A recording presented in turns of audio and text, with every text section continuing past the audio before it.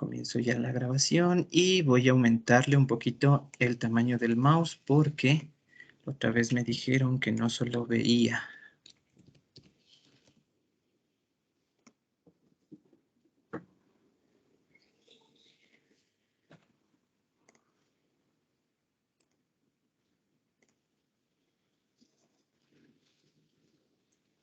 Y le ponemos este tamaño para que se vea la información.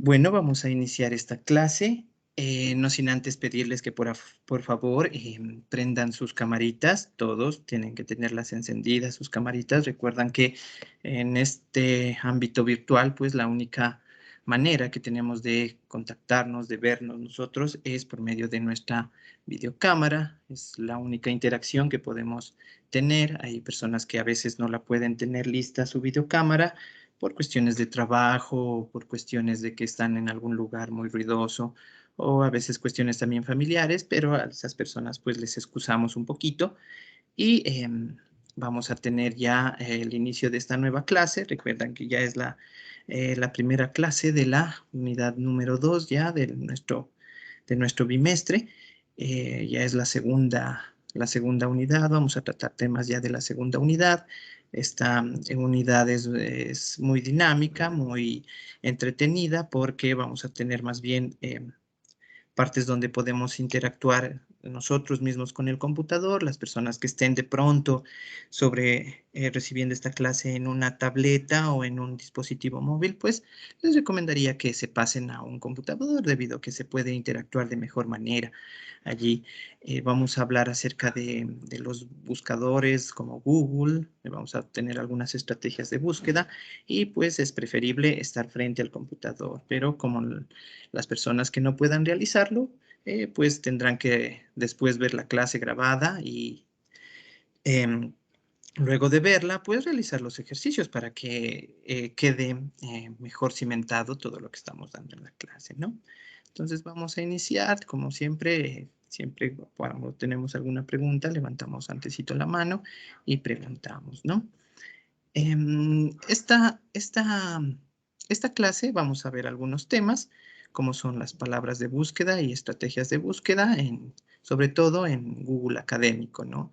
Es uno de los buscadores más importantes que tenemos, más dinámico, es el que más se usa también, aparte de otros buscadores, es el que nos provee esta herramienta gratuita, ¿no? Como la que es de Google Académico.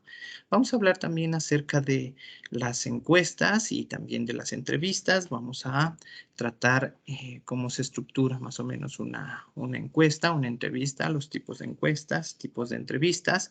Vamos a hablar acerca también del método de observación para poder recopilar datos en nuestras investigaciones. También existe una técnica que se llama la técnica de observación. También vamos a hablar acerca de las técnicas documentales para recopilar datos y vamos a hablar también acerca de los grupos focales, ¿no? Y también un poquito de las revistas indexadas como Scopus, Latin Index. Estas revistas nos proveen bastante información acerca de revistas científicas que nos pueden servir de referencia, pues, para nuestras futuras investigaciones, ¿no? En nuestra carrera de psicología y en esta área de metodología de la investigación, en esta materia, ¿no? De metodología de la investigación. Como vemos la vista general de la materia, pues ya estamos en esta parte, vamos ya avanzando a esta parte. Nosotros supongo que en este mes vamos a tener, supongo, solamente unas 2 o 3 clases nomás, porque supongo que 2 clases nomás, porque recuerdan que eh, los lunes que vienen, sobre todo el lunes que pasó y el que viene va a ser feriado, entonces ahí no podemos mandar ninguna tarea, o sea, no podemos tener clases sobre todo. Pero si es que vemos que la materia no hemos avanzado mucho, pues enviaremos a revisar algún video y a revisar también un poco la clase. Espero sí avanzar porque la he realizado la clase de manera de que podamos avanzar, ¿no? Esta hora es muy cortita, muy cortita para poder dar un cúmulo tan grande de materia, pero la hemos tratado de realizar lo más dinámica, lo más fácil para que ustedes puedan comprenderla y las personas que no se conecten, pues en esta ocasión tienen que obligatoriamente observar las grabaciones y realizar sus trabajos. Les recuerdo que no se receptan tareas atrasadas por ningún otro medio. Por ningún otro medio, porque he visto que sí, siguen enviando a veces tareas por el correo. Todavía el sistema de solicitudes no está funcionando, el sistema de solicitudes de la Universidad Técnica del Norte no está funcionando, así es que las solicitudes que a veces han ido llegando se las ha ido despachando de a poco, ¿no? Porque como entenderán bastantes estudiantes, pues la capacidad a veces de uno como profesor no se abastece a resolver tantas dudas o tantas inquietudes de los estudiantes, sobre todo de los estudiantes que solicitan que se les reciba trabajos, talleres atrasados, ese tipo de cosas. Entonces, en ese aspecto, más bien nos han dicho nuestras autoridades que no se puede. Ustedes conocen que máximo se tiene solamente 7 días para poder justificar con un justificativo de mucho peso, ¿no? Para poder resolver, para poder recibir estas tareas atrasadas. El único sistema que admite las tareas es el sistema SIU, por eso lo hemos usado desde el principio a este sistema y ahí es donde está toda nuestra información y nuestros verificadores, ¿no? Entonces no podemos nosotros recibir, como les decía, trabajos o talleres atrasados sin los debidos justificativos. Solo las personas que tienen la condición de privados de libertad, pues ellos tienen un tratamiento especial y las personas también con necesidades educativas especiales, tienen un tratamiento especial. Ustedes tienen 2 compañeritas que se encuentran en esta condición, pues, y ellas han realizado satisfactoriamente sus trabajos, sus tareas, se han conectado a las tutorías que por lo general se las programa en la semana, se han conectado, han resuelto sus dudas y han enviado sus trabajos bien realizados y también han rendido satisfactoriamente sus pruebas, ¿no? Entonces, vemos que ahí ya no hay, como decir, justificativo para no poder presentar sus trabajos. Se deja también el tiempo adecuado para que puedan cumplirlo. Se deja más o menos de 4 a 5 días, algunos dejan 7 días, incluso da la vuelta toda la semana para que se pueda organizar y cumplir, ¿no? Con los trabajos. A veces dejamos todo para el último, pero hay que tratar de esos hábitos irlos un poquito cambiando, ¿no? Para tener, si se nos presenta A o B circunstancia, pues ya tener resuelto nuestros trabajos y tener ya subidos en el sistema. Como vemos, pues ya vamos avanzando, estamos en la unidad 2, vamos a avanzar toda esta parte que dice buscadores, catálogos y bases de datos científicas y vamos a comenzar, ¿no? Vamos a comenzar primero definiendo qué son las palabras clave y estrategias de búsqueda. Las palabras clave, en la traducción al español del vocablo inglés sería una keyword, ¿no? Sería una palabra llave. ¿Sí? Una palabra llave es una palabrita muy importante que nos permite en programación, dice que está definida como el término responsable de promover el intercambio de información entre páginas web y los usuarios de Internet. Este concepto lo da la magíster Talita Batista. Es una una definición un poco todavía ambigua, ¿no? Porque se enfoca mucho en información entre páginas web. Luke Hassel, en cambio, nos dice que una palabra clave es cualquier término de búsqueda ingresado en Google, dice ella, ya que ya lo ingresa en Google o cualquier otro motor de búsqueda. Sobre todo, Google es el motor de búsqueda más usado en todo el mundo, ¿no? Entonces, nosotros incluso nos hemos acostumbrado un poquito ya a usar este buscador y tiene ciertas ventajas, ¿no? Como ciertas desventajas también. Por ejemplo, una desventaja es que las instituciones públicas a veces no trabajan muy bien con él y prefieren utilizar Mozilla Firefox, ¿no? Hay el otro buscador también, el Edge de Microsoft Word, de Microsoft, sí, de Microsoft, es el Edge de Microsoft.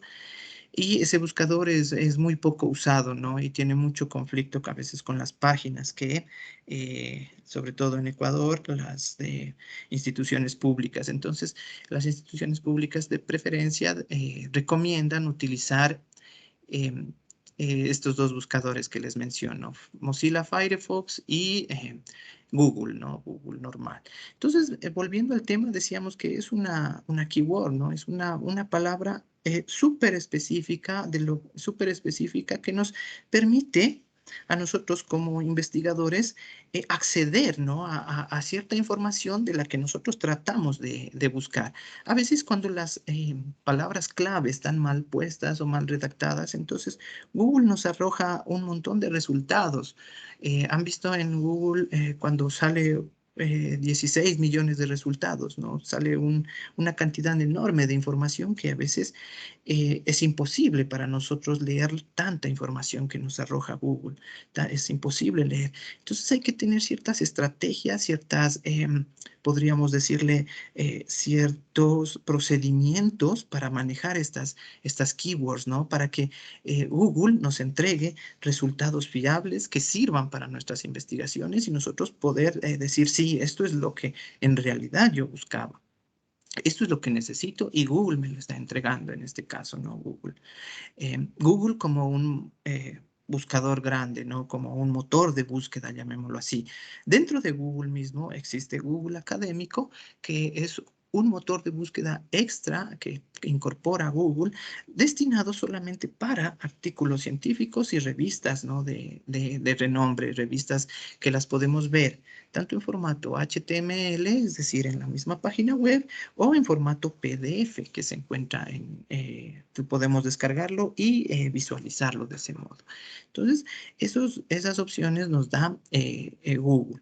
Entonces, ya conociendo qué es lo que es una palabra clave, ustedes recuerden, ustedes cuando van a Google y les mandan a buscar cierto tema, pues ustedes ponen siempre una palabra clave, ¿no? Entonces, esa palabrita clave es la que utiliza ese motor de búsqueda o palabra llave con la que nos arroja resultados. Pero, como les decía, los resultados que nos arroja Google es demasiado grande, demasiado extenso para que nosotros leer. Entonces es necesario nosotros tener ciertas estrategias para que estos resultados se vayan reduciendo cada vez más, ¿no? Reduciendo un poquito más y estos resultados sirvan, ¿no? Para nuestras investigaciones. Una preguntita alguien tenía, por favor. Estaba de pronto alzando la mano. ¿Alguien? No, no, no. Ya. Eso les podía comentar en cuanto a las keywords, ¿no? Google, Google también, al tratarse de un motor de búsqueda y al tratarse también de un sistema, utiliza ciertos operadores, ¿no? Operadores le llaman operadores booleanos. Estos operadores booleanos lo que nos ayudan es a definir mucho mejor la sintaxis que vamos nosotros a utilizar en nuestro buscador. Es por ello que Google, en este caso, justo la herramienta Google, ha implementado estos operadores, ¿no? Son ciertas palabras, son ciertos conectores que nos sirven para definir mucho mejor el concepto de búsqueda que está valga la redundancia, buscando Google. Es decir, le damos a Google una herramienta extra para que él busque de mejor manera, de una mejor manera, busque información que nos sirva a nosotros, ¿no? Entonces, por ejemplo, existe el operador AND, eh, simbolizado con el símbolo más. En operaciones booleanas se utiliza el más como un AND y une condiciones, ¿no? Los resultados que deben coincidir con todas las palabras o frases específicas. Es decir, por ejemplo, si nosotros vamos a Google y buscamos una palabra, vamos a ir a hacer ese trabajito, le ponemos le adicionamos el operador booleano AND, entonces quiere decir que va a buscar ese concepto más el que nosotros estamos requiriendo. Por ejemplo, les voy a dar un ejemplo. Por ejemplo, estoy buscando desnutrición infantil, por ejemplo. Entonces pongo en mi buscador desnutrición infantil y le sumo el booleano AND o pongo el más y le pongo Ecuador, por ejemplo. Entonces Google nos arroja un resultado mucho más específico, mucho más específico. Ahorita lo vamos a tratar. Vamos a verlo. Para poder nosotros usar estas estructuras, nosotros debemos de tener una sintaxis, ¿no? Una sintaxis, es decir, cómo se colocan estos operadores booleanos, cómo se van colocando en la barrita de búsqueda de Google. Apuesto que de pronto alguien lo sabía, a veces unos lo saben, otros no, pero el objetivo es tratar de que el resultado que me arroja Google, el resultado grande que me arroja Google, tratarlo de ir bajando, ¿no? Porque vamos a hacer un ejemplo aquí práctico para que lo vayan entendiendo, para que lo vayan comprendiendo, después de analizar todos los operadores booleanos, ¿sí? Entonces, vamos a continuar viéndolo así. Después de analizar los operadores booleanos, vamos a hacer un ejemplo más práctico, ¿no? Ese es el operador AND, el que suma, ¿no? El operador OR, en cambio, quita palabras, resta palabras, ¿no? Une dos condiciones, dice, los resultados deben coincidir con la palabra o frase especificada. El OR une, en cambio, dos condiciones, ¿no? El NOT, en cambio, excluye dos condiciones. Por ejemplo, en el mismo ejemplo de la desnutrición infantil que les mencionaba, podemos poner la desnutrición infantil, not Ecuador. Entonces, el buscador de Google, el motor de búsqueda, me encuentra artículos científicos que no pertenecen a Ecuador, ¿no? Es decir, lo excluye al Ecuador. Por ejemplo, el operador booleano, el around, dice que es una condición de proximidad, encuentra términos con X palabras de diferencia. El around es para poder especificar una condición de proximidad, dice, ¿no? El IN realiza conversiones rápidas entre diferentes unidades de moneda. Es para poder, por ejemplo, transformar euros a dólares. El IN se utiliza, ¿no? Y le arroja ya la conversión. O ciertas unidades de medida también podemos ocupar el IN. El define, se utiliza para definir textualmente una palabra o un conjunto de palabras que a veces deben de ser dos o tres, no son más, ¿no? El define nos muestra el resultado como que lo buscáramos en un diccionario, ¿sí? La palabra. El weather nos muestra una previsión meteorológica de donde nos encontremos y el entitle nos permite buscar artículos científicos en cuyo título tenga la palabra de búsqueda que nosotros deseamos, ¿sí? Entonces, esos son los operadores booleanos más utilizados. Por ejemplo, vamos a hacer un ejemplo.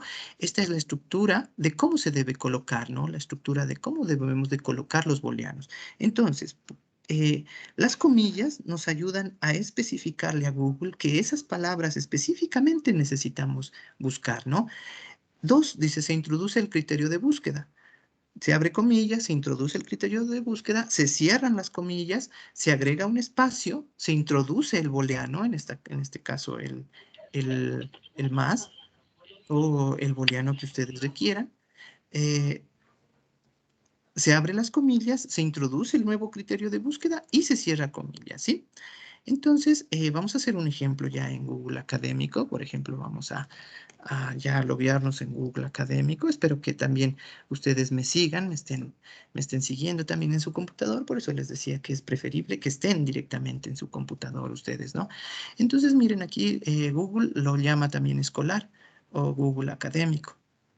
Entonces, este motor de búsqueda nos ayuda, como les decía, em, a entender que en este buscador nos va a referenciar netamente a artículos científicos, ¿no? Nos va a referenciar netamente a artículos científicos. Entonces es necesario que estén logueados con su cuenta, pues, para poder tener todos los accesos de Google, ¿no? Todos las herramientas que nos provee Google Académico. Entonces tenemos aquí el Google Académico en este aspecto nos detecta directamente que es para español, español latino, entonces ya nos sale con la terminación ES. Si estuviéramos en otro país, pues nos da la terminación de dónde es el país. Por ejemplo, si estuviéramos en Brasil, ya le ponen portugués, ya lo pone o en inglés, si es que estuviéramos en una parte de Estados Unidos o de la lengua inglesa, ¿no? Entonces vemos aquí que tenemos, por ejemplo, mi perfil. En mi perfil nosotros tenemos el perfil con el que estamos logueados. La biblioteca es donde se guardan todas las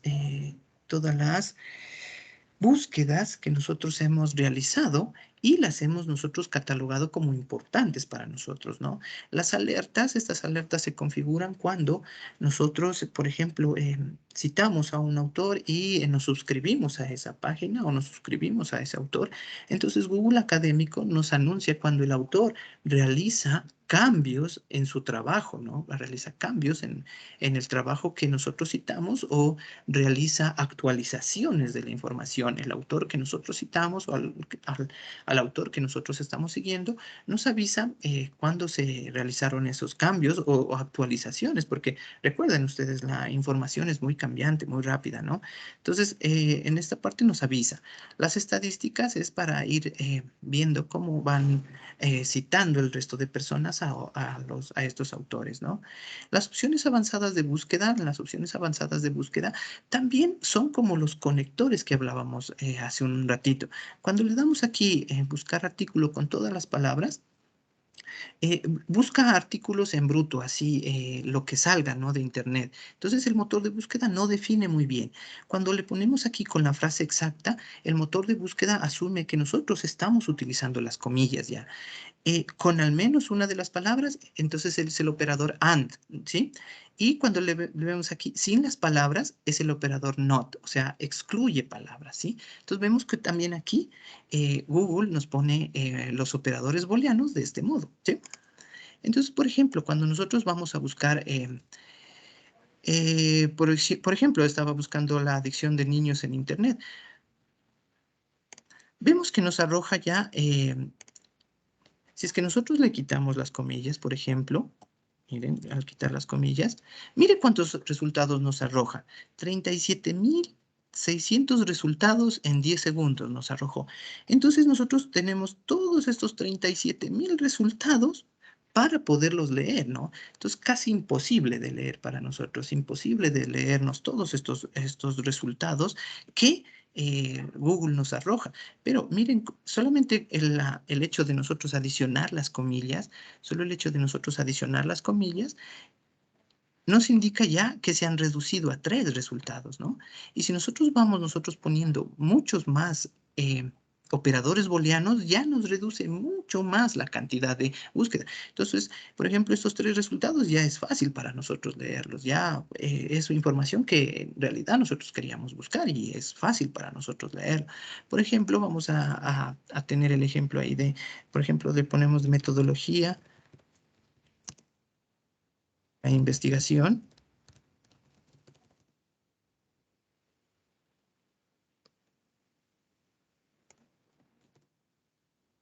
Le ponemos metodología de la investigación y miren cómo nos arroja ese montón de resultados.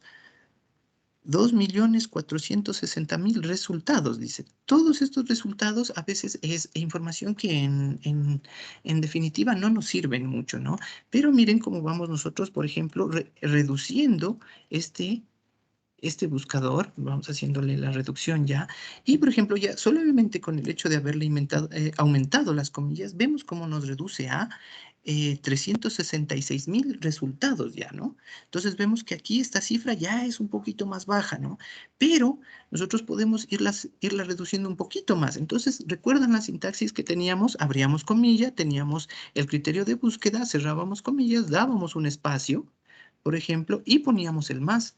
Y solamente voy a buscar metodología de la investigación en Ecuador, por ejemplo. Estoy usando, miren, ese conector booleano que le decíamos, ¿no? Ese conector booleano. Y vemos como ya nos reduce un poquito más del resultado de búsqueda. Ven que nos da ya 99.300, 99, sí, 99.300 resultados, ¿no? Entonces, vemos cómo nosotros debemos de ir jugando con estos y miren, y también utilicé, valga la redundancia ahí, mal el booleano, porque decía abra comillas y cierre comillas, decía, ¿no? Entonces, vemos que ahí incluso se rebaja un poquito más y tenemos ya escrito de mejor manera toda la sintaxis para Google Académico. Por ejemplo, aquí también podemos seguir nosotros filtrando información. Solamente voy a querer, por ejemplo, la del 2022 y vemos cómo nos arroja, ¿no? Por ejemplo, vemos que ya se reducen un poquito más los resultados, ¿no? Le voy a dar un ejemplo, por ejemplo, más, por ejemplo, presupuesto público.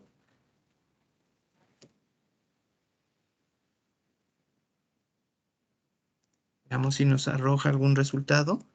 Veamos si podemos reducir incluso un poquito más esa brecha. Ahí no me encontró nada. Quiere decir que ningún resultado hay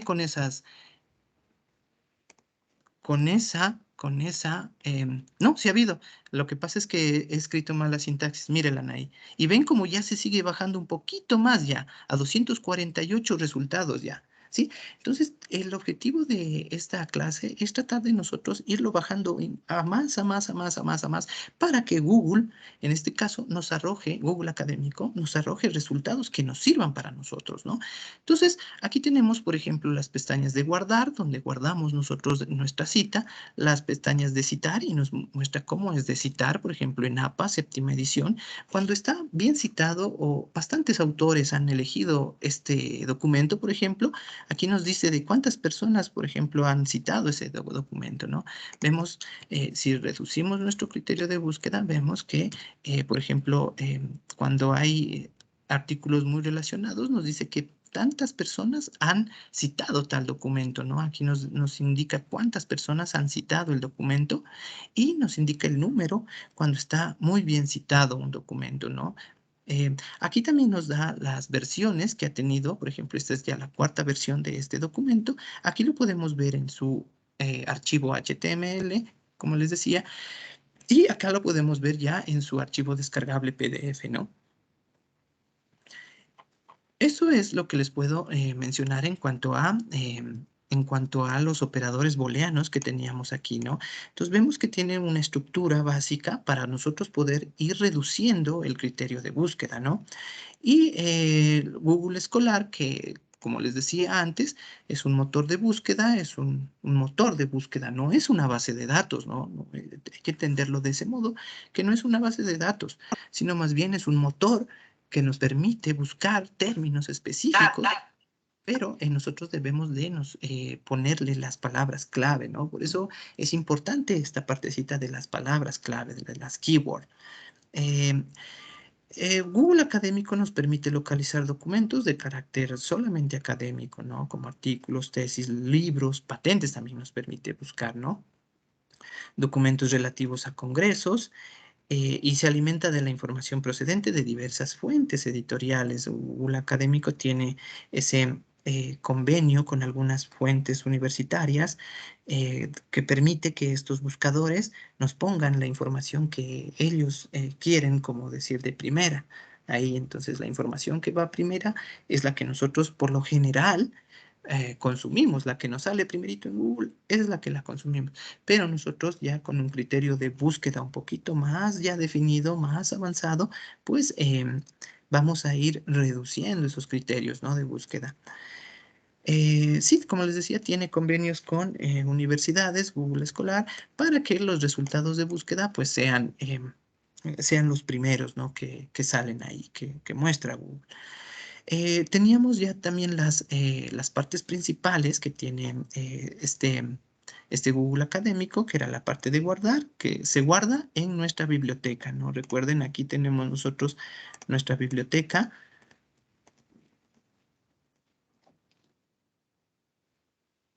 Nuestra biblioteca, aquí, por ejemplo, tiene guardado esto, y los artículos que nosotros ya los vamos em, guardando, se van guardando en esa partecita, ¿no? De mi biblioteca. La herramienta de citar nos muestra las tres formas de citar, ¿no? En APA, en ISO 96 y la MLA, ¿no? Son las tres formas que nos muestra Google. A veces decimos, ¿cómo será de citar tal o cual documento? Abrimos tal la cita de ahí y nos muestra ya cómo citar. El índice número de personas que lo han citado, vemos aquí, por ejemplo, aquí decía citado por 217. En los anteriores resultados no habían las citas, ¿no? El número de personas que habían citado ese documento. Y en este de artículos relacionados nos redirecciona a artículos que han utilizado cierta información y han colocado en este artículo, ¿no? Nos redirecciona a publicaciones de la misma categoría, como quien dice. Las revisiones que les decía aquí, muestra las revisiones que ha tenido el documento y cuando la campanita de notificaciones que teníamos allí, cuando se implementa una nueva revisión, nos manda una alerta, ¿no? De que tal o cual documento ha sufrido una revisión y que se ha actualizado, ¿sí? El documento, el enlace que lo tenemos a un ladito de cada uno de los criterios de búsqueda, de cada uno de los parámetros encontrados por Google, ya es directamente el documento PDF. Como les decía, en esta partecita nosotros podemos descargarlo, el documento en PDF, mientras que acá lo podemos ver en su formato HTML, ¿no? En su formato web. Vamos a hacer un ejercicio de clase. Por favor, los que estén en el computador, quisiera que reduzcan a la mínima expresión el criterio de búsqueda utilizando los conectores booleanos. Em, este tema, ¿no? La desnutrición infantil, la localización en Ecuador, el periodo el 2022 y la asignación ¿cómo es? Con un problema, lo hemos puesto como un problema, ¿no?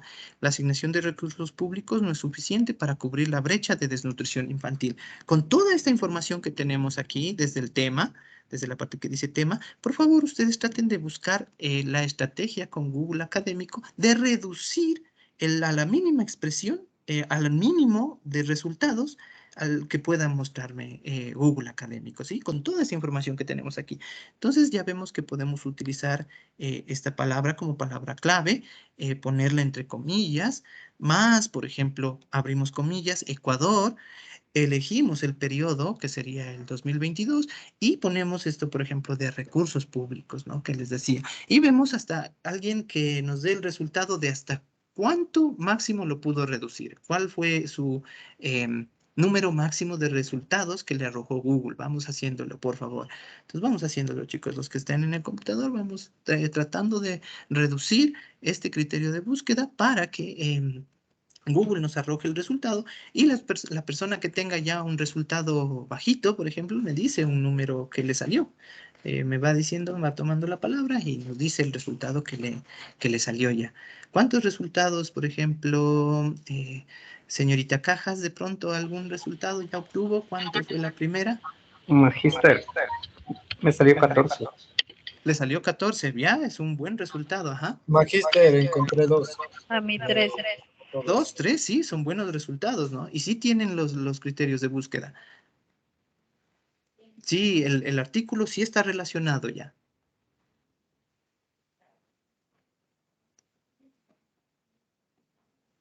¿Sí? Entonces vemos cómo se reducen esos criterios de búsqueda y Google, al especificarle mucho mejor lo que nosotros estamos buscando, entonces Google Académico en este aspecto nos arroja información que ya en realidad la podemos leer, ¿no? Porque 3 artículos, claro, ya los podemos ya nosotros leer, 3 publicaciones ya las podemos nosotros tratar, ya las podemos manejar, ¿no? Porque las 22.000 o las 300 que a veces ya nos baja, es todavía un poco difícil para nosotros hallar, ¿no? Entonces vemos como las estrategias de búsqueda sí funcionan, ¿no? Para este tipo de motores de búsqueda, ¿no? Entonces vean, por ejemplo, yo obtuve 16 con el ejemplo, pero si ustedes tienen menos y cumple con los criterios, ¿no? De desnutrición infantil, que sea de Ecuador, del 2022, y que también entre sus criterios de búsqueda tenga también la palabra específica. Por ejemplo, yo le busqué como gasto público. Entonces, me arrojó 16 resultados, ¿no? Con los cuales yo ya puedo trabajar. 16 resultados ya puedo verlos, puedo leerlos, puedo descargarlos y puedo verlos. Y miren, la mayoría son trabajos de universidades. Miren, este es de la UTN, de la UCB, de la UNL. Son trabajos ya de universidades, ¿no? Entonces vemos cómo Google nos ayuda a especificar ya con estos operadores booleanos a poder nosotros em, referenciarle mucho mejor, ¿no? Vemos como estos criterios de búsqueda también se aplican tanto en Google Académico como también en Google normal, ¿no? Entonces ya tienen ciertas herramientas para poder buscar de mejor manera, ¿no? Poder hallar información de mejor manera. Vamos a pasar a la parte de la encuesta. La encuesta pretende obtener información de un grupo o una porción de la población de interés. Esto nos dice el señor Arias en el 2006 con Bea Ribeiro hasta el 2008. La información es recogida usando procedimientos estandarizados para que cada sujeto se le hagan las mismas preguntas. Existen 2 tipos de encuestas, ¿no? La oral y la escrita. A la escrita, la oral, pues podríamos llamarle que es una entrevista. Consiste en un interrogatorio, simplemente cara a cara. Esta puede ser también estructurada o no estructurada, ¿no? En las encuestas. Y la escrita la llamamos también un cuestionario, por lo general se la llama un cuestionario, ¿no? Que consiste en un listado de preguntas que se entrega a los sujetos a quienes de forma anónima, las responden por escrito. Eso es una encuesta. Ustedes lo saben, lo conocen. Tenemos aquí un ejemplo, pues, de un trabajo de encuesta. Este fue un trabajo de encuesta que se realizó. Tiene un encabezado, tiene el objetivo y tiene ciertos datos informativos, ¿no? En la parte del encabezado tiene, ¿no?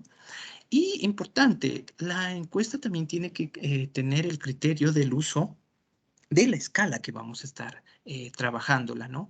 Por ejemplo, en este caso tenemos una escala de Likert del 1 al 5, en donde 1 siempre es el criterio más bajo, es decir, 1 siempre va a representar no, nunca, muy malo o totalmente en desacuerdo, de acuerdo a lo que nosotros estemos preguntando, ¿no?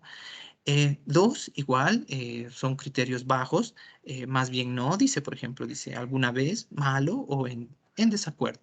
El 3 siempre es una parte neutral, ¿no? En encuestas siempre hay que tratar de evitar el 3, porque el 3 es un número neutral, ¿no? Entonces no nos va a decir mucho cuando realizamos una encuesta, ¿no? Siempre hay que tratar de que o la respuesta sea un número por encima del 3 o por debajo del 3, ¿no? Hay que tratar de realizar las preguntas para que no se conteste justo el 3. El 3, como les digo, es un número muy neutral, ¿no? En este caso de escalas de Likert, ¿no?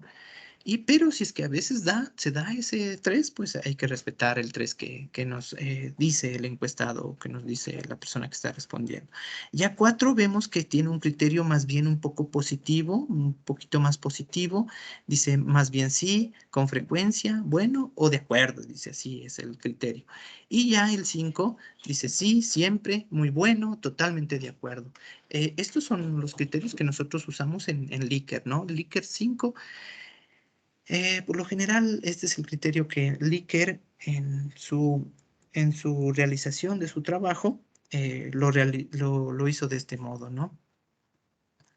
La escala de Likert es un método de investigación de campo que permite medir la opción de un individuo sobre un tema a través de un cuestionario, que identifica la frecuencia con la que el cliente realiza una actividad, dice aquí lo llama como cliente o a la persona que se le está encuestando, y tiene que llevar a cabo una tarea de grado de importancia que le atribuye a un aspecto la probabilidad de que realice una acción a futuro, entre otras cosas, ¿no? Bueno, ahí nos especifica más o menos eh, lo que es una escala de Likert, ¿no?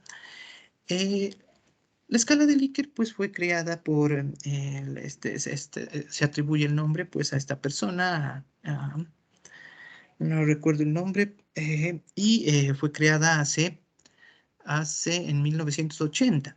Entonces, no, 1890, perdón. Es una escala muy utilizada hasta en la actualidad, ¿no? Hasta en la actualidad se ocupa este tipo de escalas y en investigaciones científicas ha sido uno de los pilares fundamentales para poder nosotros encontrar información, ¿no? Vamos a pasar a hablar acerca de la entrevista también.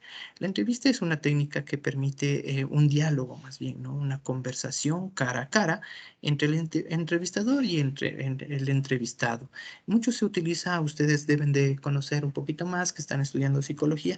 Estas entrevistas se utilizan mucho para conocer más bien a la persona, aspectos que no se pueden conocer mediante un cuestionario, ¿no? Más bien, el uso del vocabulario, la postura, incluso cuando ustedes realizan estos test de selección de personal, em, se utiliza más bien este tipo de instrumento como es la entrevista, ¿no? La entrevista también puede ser estructurada, no estructurada o semiestructurada, ¿no?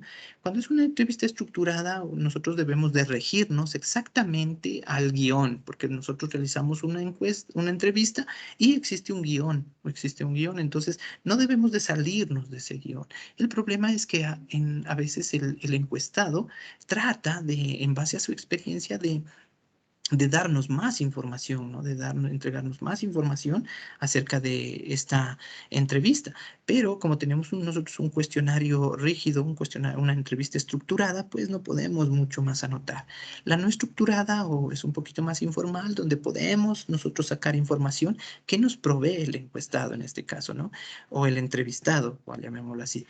Y la semiestructurada es más flexible, más un conversatorio donde cierta información que de el entrevistado, pues podemos después hacer cambios en nuestro instrumento y poner lo que el entrevistado, en este caso, nos sugiere a veces, ¿no? Por eso se llaman también pruebas piloto a veces cuando se realizan investigaciones, ¿no? Se realiza una prueba piloto para poder ver si es que el instrumento que nosotros estamos realizando para nuestra investigación está bien. Se lo realiza una prueba piloto, se lo pilotea, se llama, ¿no? La observación también es un método de recolección de datos, consiste en un registro, más bien un registro sistemático y válido, un registro mediante una ficha de observación de situaciones observables, ¿no? A través de un conjunto de categorías o subcategorías útiles, por ejemplo, para analizar conflictos familiares, dice que es muy útil la observación, eventos masivos, como la violencia en los estadios, dice de fútbol, nos da un ejemplo ahí, y la aceptación o rechazo de un producto en un supermercado, por ejemplo, cuando se ve una persona que lo observa y lo vuelve a dejar en la estantería, pues hay ciertas personas que incluso están viendo, chequeando, revisando. En estrategias de marketing se utiliza mucho esto, ¿no? Para posicionar un nuevo producto. Y se utiliza una ficha de observación donde nosotros podemos poner la descripción, el tema, el subtema que estábamos tratando, el indicador de lo que estábamos observando, el lugar, la persona que realizó la investigación, en este caso el observador, la fuente y la fecha de las observaciones. Y en la descripción nosotros, por ejemplo, ponemos eh, de las observaciones de 500, no, podríamos decir en el día de 20 observaciones realizadas, se verificó que 10 rechazaron el producto, por ejemplo. Entonces, vemos que esa ficha de observación nos dice mucho ya para después realizar nuevas estrategias para poder, por ejemplo, posicionar un producto, como les decía. ¿Sí? En investigaciones también psicológicas, sobre todo en investigaciones psicológicas, se utiliza mucho este tipo de instrumentos, ¿no? Observaciones, por ejemplo, cuando ustedes observan el comportamiento de niños, cuando, por ejemplo, observan el comportamiento de un grupo de personas que se encuentren en una manifestación, vemos cómo comienzan a agruparse. Entonces se utiliza mucho este método de observación. Parece que fuera muy por encimita, no tan, ¿cómo decir? No tan técnico, no tan complejo, ¿no? Pero este instrumento nos ayuda mucho a discriminar a veces variables que no se pueden, no son observables a primera vista, ¿no? Nos ayuda a discriminar variables que no las podemos ver a primera vista, sino que con la observación, con con la constante observación, con las constantes fichas, con la revisión de constantes fichas, podemos ver variables que están ahí en el fenómeno inmersas, pero debido a la repetición de a veces del fenómeno, se discriminan, no salen a la luz. También existen las técnicas documentales como otro instrumento que consiste en la búsqueda exhaustiva de información, sobre todo en libros, grabaciones, filmaciones, periódicos. Estas técnicas sobre todo nos ayudan bastante para realización desde marcos teóricos, ¿no? Técnicas documentales se llaman, consiste en la revisión sistemática, ¿no? Sabe ser sistemática, al decir sistemática quiere decir que tiene un orden específico, es decir, vamos de las más antiguas a las más recientes, a los más recientes, y lo que busca es encontrar información que ya se encuentra en fuentes bibliográficas, ¿no? Grupos focales, los grupos focales es un pequeño grupo, también dice de 4 a 10 personas, con características similares que suelen interactuar bajo la dirección de un moderador de una discusión o debate dirigido a identificar percepciones u opiniones sobre un determinado tema. Este grupo por lo general se compone de 4, dice, a 10 expertos sobre un tema. Por ejemplo, cuando no deseamos realizar una investigación de un producto y lo queremos sacar al mercado, entonces reunimos a un grupo de 10, de 4 a 10 expertos en marketing, por ejemplo, y a estos 10 expertos les preguntamos cómo queremos que, por ejemplo, nuestro producto se posicione en un mercado. Entonces, este grupo focal, estos individuos nos dan pautas ya para que nosotros vayamos realizando nuestra ya investigación y como son expertos en el tema, por eso se llama grupo focal, son expertos en este tema, entonces ellos con toda su experiencia que tienen, con todo ese bagaje que tienen de experiencia, pues nos dan las pautas precisas para que nuestro producto, por ejemplo, se posicione, ¿no? En un mercado, llegue o tenga la aceptación que nosotros queremos, ¿no? Esto ha sido en cuanto a las técnicas nosotros para los grupos focales, las encuestas, las entrevistas, y ahora vamos a tener una pequeña tareita, ¿no? La tarea es en grupos de máximo 5 personas por afinidad. Los que no deseen asociarse lo pueden realizar solos. Dice, aquí está la instrucción de la tarea. Va a quedar la tarea en este PTT y la voy a subir ya al SIU para que quede como constancia y también la tarea, lo mismo que está aquí, va a estar como instrucciones en la tarea, ¿no? Entonces vamos a asociarnos en grupos de 5 personas por afinidad. Los que no deseen realizarlo lo harán solos, ¿no? Por su cuenta. Hay que descargar el formato de tareas de la Universidad Técnica del Norte y colocar los nombres de los integrantes del grupo en orden alfabético, colocarlo en los nombres. Hay que desarrollar un ejemplo de encuesta escrita, un cuestionario con 10 preguntas cerradas, ¿ya? De respuesta múltiple. Hay que utilizar la escala de Likert para definir las respuestas. Lo que vimos, la escala de Likert, ¿no? Del 1 al 5, ustedes tienen que armar la encuesta. Este cuestionario. Es un cuestionario escrito con 10 preguntas, ¿no? Aquí va el meollo del asunto. Ustedes como futuros psicólogos asumen que el cuestionario está dirigido a niños de 3 a 5 años de edad. Ojo, Tienen que usar terminología que los niños puedan entender cuando ustedes realicen el test, ¿sí? Cuando ustedes deben de aplicarlo el test, deben de aplicarlo así, asumir que lo están aplicando, ¿sí? Entonces, la terminología que deben de usar es de niños de 3 a 5 años de edad, de los cuales se sospecha que están siendo víctimas de bullying en la escuela, ¿sí? Vemos que ya se va complicando un poquito la cosa, ¿no? Hay que realizar el análisis de qué preguntas debo de poner. Recuerden, los niños no pueden leer, entonces, obviamente, el test debe de ser aplicado, ¿no? Entonces, debe de ser aplicado a los niños. Las preguntas deben estar orientadas a confirmar o descartar dicha sospecha. ¿Sí? Estamos hasta ahí, sí está entendible, ¿no? Su trabajo no debe de sobrepasar las 2 carillas. En su presentación, guarde su trabajo en formato PDF con el siguiente nombre. PSIC, el nombre de la carrera, 4S, el nombre del nivel, metodología de la investigación, la materia en la que estamos, y se llama encuesta niños, ¿sí? Las copias textuales entre compañeros, las copias entre compañeros o copias textuales de Internet se anulan, ¿no? Con nota mínima de 0, sin opciones a recuperación. Solo un integrante del grupo sube al CIU, ¿ya? Como el resto de integrantes están en el trabajo, entonces yo ya tomo solamente esa persona que subió y deben de estar los nombres del resto de integrantes, ¿sí? Entonces solamente una persona sube al CIU. Solo un integrante del grupo sube al CIU. La fecha límite del trabajo está para el 14 de mayo hasta las 13 horas. Es sábado, el próximo sábado, hasta las 13 horas, ¿no? Hay que revisar la rúbrica con la que vamos a trabajar, con la que nosotros vamos a estar. Aquí tenemos la rúbrica de calificación con la que nosotros vamos a estar trabajando, ¿no? El trabajo contiene las 10 preguntas, un punto. ¿Ha usado la escala de Likert? Un punto. Recuerden, la escala de Likert no es que es del 1 al 5, ¿no? Hay la Likert 3, por ejemplo, del 1 al 3. Hay la Likert, hay otro tipo de Likert, no me acuerdo cómo es que se llama, pero, por ejemplo, en el centro es 0, 1, 2, para arriba y -1, a ver, -1 y -2. También hay ese tipo de escala de Likert, ¿no? Hay ciertas variantes de la escala de Likert. Ustedes, en la realización de su cuestionario, tienen que usar de la que mejor se les adapte, ¿no? Mejor se les adapte. De preferencia para todo el cuestionario, una sola escala, ¿no? Un solo tipo de escala, un solo tipo de escala.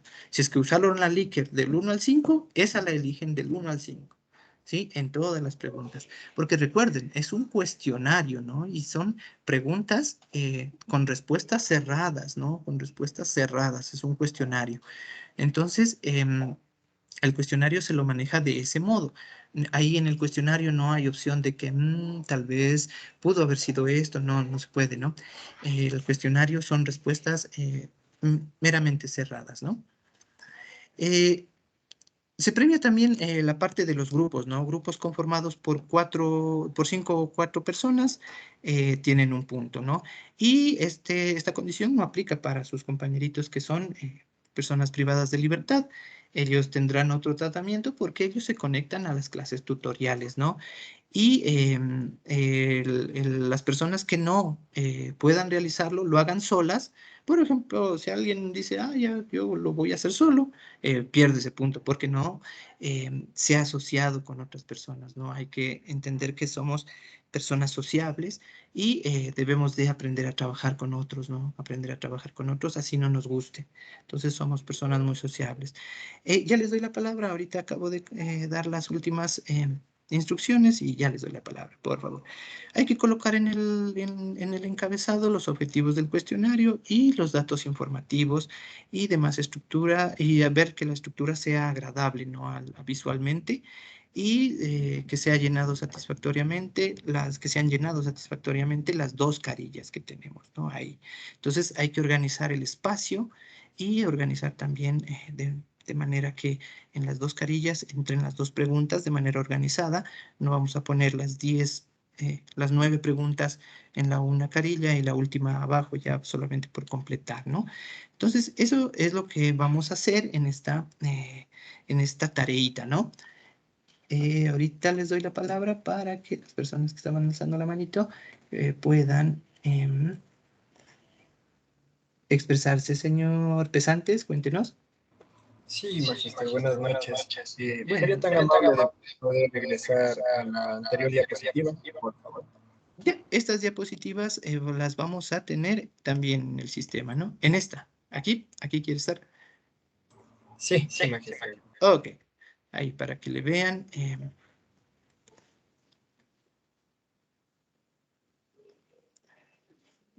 Señorita Tiraca, no le escuchamos, por favor active su micrófono. Buenas noches, magister y ¿Cómo está? compañeros. Buenas noches. Mil disculpas, lo que pasa es que no escuché a cuántos estudiantes toca hacer la encuesta. No, asumir nomás, ¿no? No es de realizarla. Hay que asumir de que está dirigida asuma, por eso dice aquí, asuma que el cuestionario está dirigido a niños, ¿no? Hay que nosotros asumir que es para niños. No vamos a aplicarla, pero hay que realizar un instrumento que sea aplicable, eso quiero decir, ¿sí? No la vamos a aplicar a los niños, pero hay que realizar un instrumento que, por ejemplo, usted en su estructura de preguntas tenga el vocabulario para dirigirse a un niño. Usted como futura psicóloga, pues, tiene que tener la pregunta específica como para que un niño de 3 a 5 años le entienda lo que usted quiere conseguir, ¿no? Entonces, eso es el trabajito de nosotros mismos, idear esa pregunta para que determinar si es que el niño está siendo o no víctima de bullying, ¿no? Por eso dice confirmar o descartar la sospecha. Eso lo tenemos así, ¿no? Es un trabajo bonito, es un trabajo práctico que ustedes en la vida práctica lo pueden usar, ¿no? Se puede dar este tipo de situaciones en sus ámbitos tanto laborales y es ya práctico, ¿no? Lo que nosotros estamos realizando. ¿Ok? Muchas gracias, magister. Ok. Eso, chicos, de mi parte, pues ha sido un gusto estar con ustedes en esta clase. De mi parte, les agradezco que se hayan sumado a esta pequeña horita que a veces tenemos. Hay que aprovecharla a lo máximo, ¿no? Hay que aprovecharla a lo máximo y siempre trátense de asociar con compañeros, ¿no? Por afinidad, por eso lo hemos puesto. Hay grupos que em, no se asocian o personas que trabajan muy bien solas, pues está bien que trabajen solas, a veces se les da esa opción, pero vemos que en nuestra rúbrica a veces pierden un poquito ahí por estar solas, ¿no? Em, si es que se asocian y conocen mucho del tema, pues es mucho mejor, más enriquecedor para el grupo que estar trabajando solos, ¿no? De mi parte les agradezco, queridos estudiantes, me procedo ya a retirar porque los otros compañeros ya deben de estar ingresando en la clase. Muchas gracias y Chaito, hasta luego. Cualquier pregunta, ya saben, dirigirla primero a su presidente y después ya él me la dirige para mí.